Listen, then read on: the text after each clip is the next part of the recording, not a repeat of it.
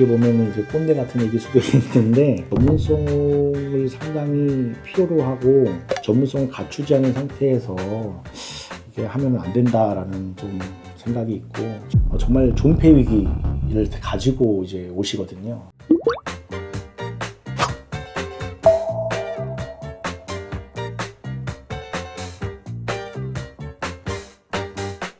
발주처 입장에서 그냥 시행사 입장에서 보면 갑자기 말도 안 되게 뭐 100억 공사인데 50억 증액해줘 아니면 나 준공 안 내줘 이렇게 할까봐 가장 두려워하긴 하거든요. 혹시 그런 거를 좀 방지할 수 있는 방법도 있을까요?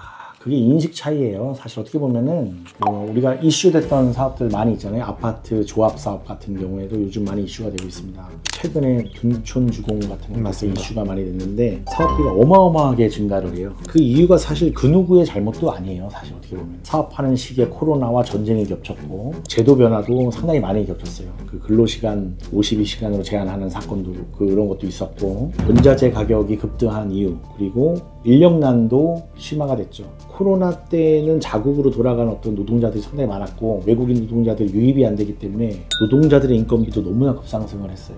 그러니까 뭐 통제가 우리가 예측한 범위를 벗어나는 어떤 리스크들이 한꺼번에 이 시기에 많이 발생을 했단 말이에요. 근데 처음에 조합들도 자기 분담금을 최소화해서 사업을 계획을 했던 건데 이거는 시공비가 너무 발생을 하니까 자기 부담금이 상당히 많이 늘어나게 되는 거죠. 그렇게 됐을 때 조합으로서 상당히 당혹스러울 수밖에 없고 강대강 대치로 이제 흐르는 양상을 보이게 되는 거예요. 그렇게 되면 이제 시공사로서도 적자를 보면서 시공할 수는 없기 때문에 그렇게 적극적인 청구를 하게 되고 근데 이건 사실 누구의 잘못도 아니에요. 근데 이제 사업을 시행하는 주체는 사실 그 리스크를 감당할 수 있다는 여지에 대해서 생각을 하고 시작을 할 수밖에 없는 거죠. 시공사도 그걸 어느 정도 떠안지만 시공사의 규칙 사유가 아닐 때는 사업 시행하는 사람이 부담할 수밖에 없겠다라는 어떤 선진화되는 인식이 좀 있어야 돼요. 근데 그런 인식이 없이 사업을 진행을 하다 보니까 사람 생각이 다 다른 거죠. 조합에서 처음에는 이렇게 사업을 구상을 했고 우리 조합원들한테 다 그렇게 생각을 했어요. 근데 조합원들은 우리 엄마, 아빠, 할머니, 할아버지 같은 평범하신 분들이 많잖아요. 그런 분들은 사업 시작할 때는 자기 부담금 거의 없다고 해놓고 이제 와서 몇 억씩 하는 걸 보면은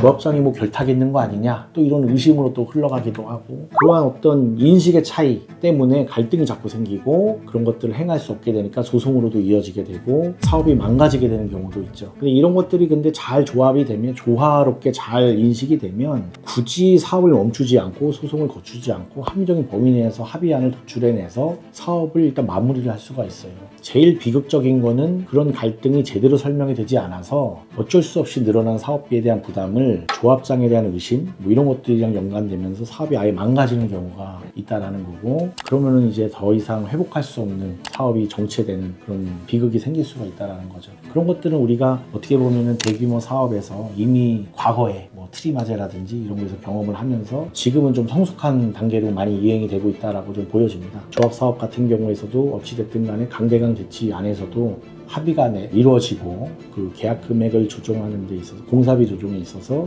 또 기술적으로 감정 경험이 많은 사람들이 개입이 되고 있어요. 그런 합리적인 조정 범위에 대해서 인식이 예전보다는 상당히 많이 올라와 있는 상황입니다. 물론 그게 안 돼서 아직도 소송으로 가는 사건들도 있기는 합니다. 당연히 시공사가 가장 좋아라고 생각 많았었는데 어떻게 보면은 시공사는 뭐 제조업 기반이라고 생각을 하면 클레임이나 이런 거는 3차, 4차 산업이 이제 지식정보 기반으로 하는 선진국화 됐다라는 그것도 지표 중에 하나일 것 같아요. 업계에 지내시면서 얼만큼 워라밸은 지켜지고 얼만큼 또 행복하신지 많은 친구들이 급여에 대해서도 나는 급여가 적으면은 못 가. 나는 급여를 더 많이 주는 직군으로 갈 거야. 이런 거를 좀 더 구체적으로 파악을 하고 진행을 하더라고요. 전반적으로 좀 어떻게 그런 것들이 괜찮은지. 이거는 상당히 보편적인 케이스는 아니에요. 공인 원가 계산 기관들의 협회가 있어요. 협회가 있고 저도 협회의 임원인데 그 협회가 한 100군데 정도 있습니다. 그러니까 이게 건설 쪽만 담당하고 있는 업체들을 추려보면 글쎄요 한 30% 미만 정도라고 볼 수가 있고요. 그 30% 안에서도 다른 분야들에 더 치중하는 건설도 사실 우리가 분야가 상당히 세분화되어 있잖아요. 시공만 보더라도 뭐 설비, 뭐 전기 다 다른 분야를 담당하고 계시고, 그리고 공정 분석에 대한 특화된 분도 계시고, 물가 변동에 특화된 부분도 계시고, 부동산 사업이랑 관련해서는 또 뭐 여러 가지 컨설팅 분야가 또 별도로 존재합니다. 공인원가 계산 기관도 여러 가지 분야가 다 세분화돼 있어요. 그래서 제일 많이 접근되고 있는 부분은 제조원가 부분도 있고, 그럼 건설이랑 전혀 무관한 부분을 하시는 분들도 계시고요. 그리고 또 공인되지 않은 기관에서도 컨설팅을 하세요. 개인 사업자들도 많이 있고, 그렇게 봤을 때는 이런 건설 클레임이랑 관련된 업체들을 보면 그 업체들마다 사실 규모가 사실 너무나 차이가 많이 나요. 저보다 위에 이제 건설 클레임 1세대라고 불리시는 분들이 계셨어요. 그분들은 사실 개인적인 전문가로서의 역할들을 좀 더 많이 수행을 하고 계셨어요. 그래서 저희 지도 교수님도 이제 건설 클레임 1세대로 이제 학문적 연구를 하셨던 분들이 계시고, 그때 이제 실무적인 역량으로서 이제 활동하시던 분들이 이제 건설 클레임을 연구하시는 분들이 계셨고요. 그분들이 산업계에 기여하신 바들은 이제 건설 클레임에 대한 인식에 대한 도입을 많이 이제 하셨고, 실제로 그분들은 대형 로펌이나 뭐 중소 로펌의 그 전문위원으로 많이 참여를 하고 계십니다. 건설 클레임에서 좀 더 진보된 방향으로 나가고 있는 방향은 감정 부분이에요. 감정 부분에 있어서는 사실 개인으로서는 역량을 펼치기가 힘들고, 감정을 수행하기 위한 엔지니어들을 보유하고 있어야 되고, 조직을 갖춰서 그 일을 해야지만 그게 가능하고요. 그것들을 조직을 갖추지 않고 이제 이제 외주를 줘서 해결할 수도 있는데, 외주를 줬을 때 상당히 좀 문제들이 발생하는 게, 아까 말했지만 공정 분석하는 거, 그리고 비용을 산정하는 거, 이런 것들이 통합적으로 이루어지지 않는 부분들이 상당히 있습니다. 이게 조각조각 외주를 주고 이러다 보니까 품질이 상당히 떨어지는 경우들이 생기기 때문에, 그런 것들을 유기적으로 잘 조율할 수 있는 이제 PM 역할을 감정에 수행해야 되고요.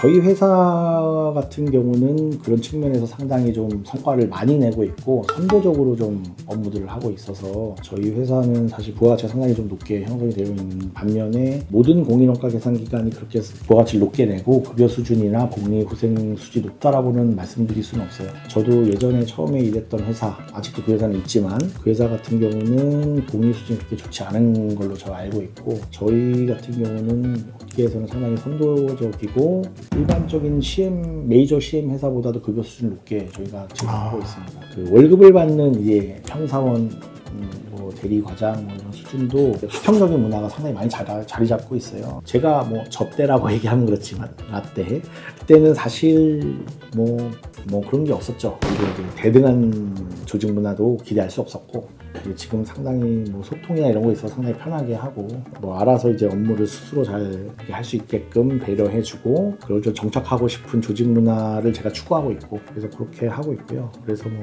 직원들이랑 상당히 즐겁게 잘 좋은 분위기에서 업무들을 하고 있어요.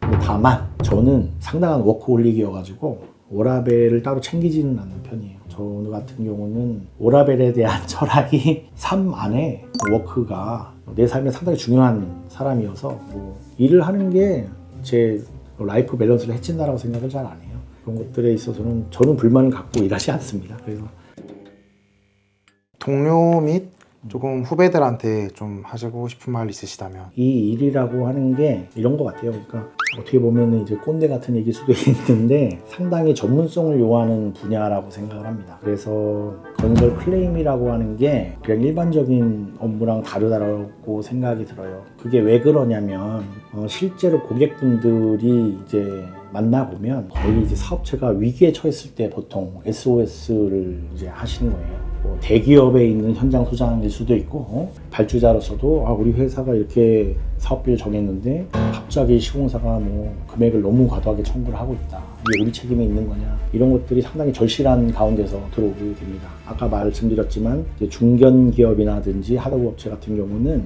정말 존폐 위기를 가지고 이제 오시거든요. 우리가 뭐 개인도 사람이 아프면 병원을 가지만, 그 법인도 하나의 이제 법 인격체고, 그 회사에 존폐 위기가 있을 때 우리가 이제 거기에 관여를 하게 됐을 때 상당한 소명 의식을 갖고 해야 되고, 나의 부족함 때문에 패소를 하게 되거나 권리 주장에 어떤 문제가 생긴다면은 그 자체로서 사실 상당한 과오를 범하게 되거든요. 근데 이제 안타까운 사례들이 실제로 많이 발생을 해요. 이걸 그냥 정말 비즈니스 아이템으로만 접근하셔가지고 본인이 좀 자질이 많이 부족한데도 불구하고 어떤 사건을 무리하게 진행을 해서 그 회사를 망하게 된다라든지 그런 것들을 실제로 많이 경험을 합니다. 또는 제가 감정인으로 하고 있는데 그 전문성이 떨어지시는 어떤 분들이 원피고를 이렇게 도와주고 있을 때 그냥 감정인으로 참여하고 있는데 제가 컨설팅을 해줄 수는 없잖아요. 원고가 이렇게 주장하면 이길 수 있는 거를 끝까지 찾아내지 못하는 거를 많이 경험을 하거든요. 그냥 안타깝죠. 안타깝지만 제가 이제 뭐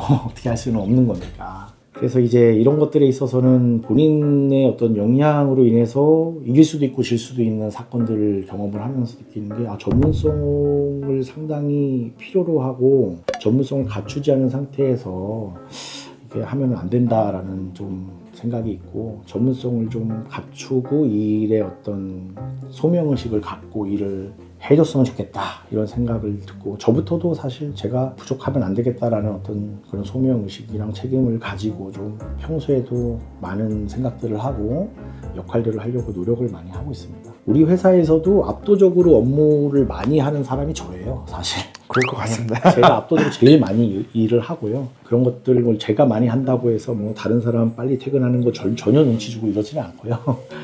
다들 이렇게 즐겁게 일을 하고 제가 책임감을 갖고 있는 부분에 대해서 자연스럽게 원한다면 제가 기회를 더 주려고 하고 있고 그래서 임직원들, 대학원도 다 지원을 해줘서 다니고 있고 자기 개발에 있어서는 좀 잘 정제돼서 할 수 있게끔 많이 도와주려고 하고 있습니다. 알겠습니다. 오늘 귀중한 이야기 감사합니다. 오늘 안 그래도 이제 저희 강의를 장기간 녹화를 다 진행하시고 다시 또 유튜브까지 촬영하신다고 목 상태가 죄책감이 들고 있습니다. 그러면은 저희 인사하고 여기서 마무리하도록 하겠습니다. 네, 감사합니다. 네, 감사합니다.